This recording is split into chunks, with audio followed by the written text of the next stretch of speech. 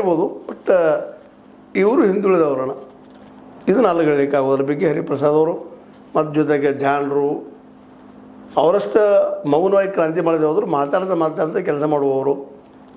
ಆಡದೇ ಮಾಡುವನು ರೂಢಿಯೊಳಗುತ್ತಮನು, ತಾನಾಡಿಕೊಂಡು ಆಡುವನು ಮಧ್ಯಮನು, ತಾನಾಡದೆ ತಾನಾಡಿಯೂ ಮಾಡದೇ ಇರುವವನು, ತಾನಾಡಿಯೂ ಮಾಡದೇ ಇರೋನು ಅದಮ್ಮನು ಕಾಣೋ ಸರ್ವಜ್ಞ ಅಂತ.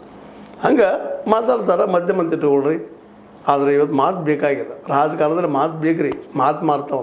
ನಮ್ಮ ಹಿರಿಯರೊಬ್ಬರು ಇದ್ರೆ ಹೇಳ್ತಿದ್ರು, ವ್ಯಾಪಾರದ ಏನು ರೀ ಅಂದ ತಕ್ಷಣ ವ್ಯಾಪಾರದ ಬರೀ ಮಾತು ಮಾರ್ತಾವೆ ರೀ, ಅರಿವೆಲ್ಲ ಮತ್ತೊಂದಲ್ಲ, ವಸ್ತುಗಳಲ್ಲ, ಮಾತು ಮಾತಾಡ್ತಾವೆ. ಹೇಗಿದ್ದೀರಿ, ಚೆನ್ನಾಗಿದ್ದೀರಾ, ಭಾರಿ ಬೆಸ್ಟ್ ಅದ್ರಿ ಇದು ಅಂಥೇಳಿ ಪ್ರೀತಿಯಿಂದ ಮಾತಾಡಿದರೆ, ಒಂದು ಚಹಾ ಕುಡಿಸಿದ್ರೆ 10 ರೂಪಾಯಿ ಬೆಲೆ ಇರುವಂಥ ವಸ್ತು 100 ರೂಪಾಯಿಗೆ ಹೋಗ್ತದೆ ಅಂತ ಮತ್ತು ಹಂಗಿದು.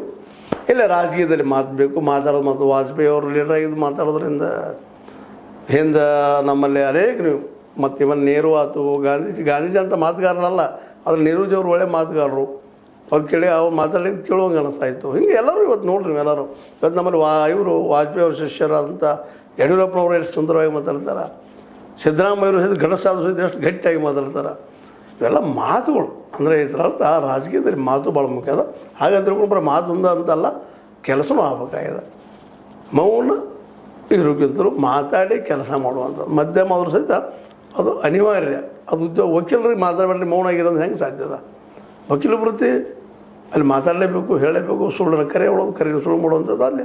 ಹಾಗೆ ರಾಜಕೀಯದಲ್ಲೂ ಅಷ್ಟೇ ಆ ದಿಶೆಯಲ್ಲಿ ಬಿ ಕೆ ಹರಿಪ್ರಸಾದ್ ನೇಮಕ ಮಾಡಿದಂಥದ್ದು ಅದು, ಮತ್ತು ಹಿಂದುಳಿದವ್ರನ್ನ ತೆಕ್ಕಿಗೆ ತೆಗೆದುಕೊಳ್ಳುವಂಥದ್ದು. ಅದೇ ಕಾಲಕ್ಕೆ ಸತೀಶ್ ಅವರಿಗೆ ಒಂದು ಖಾತೆಯನ್ನು ಕೊಟ್ಟು ತಮ್ಮಲ್ಲಿ ಬಿಡಿಸ್ಕೊಳ್ಳುವಂಥದ್ದು. ಅದೇ ಕಾಲಕ್ಕೆ ಸಿದ್ದರಾಮಯ್ಯರನ್ನು ಸಹಿತ ಕಟ್ಟಿ ಹಾಕಿದಂಥದ್ದು. ಇವೆಲ್ಲ ಹೈಕಮಾಂಡ್ ಜಾಣತನ. ಅದರಲ್ಲೂ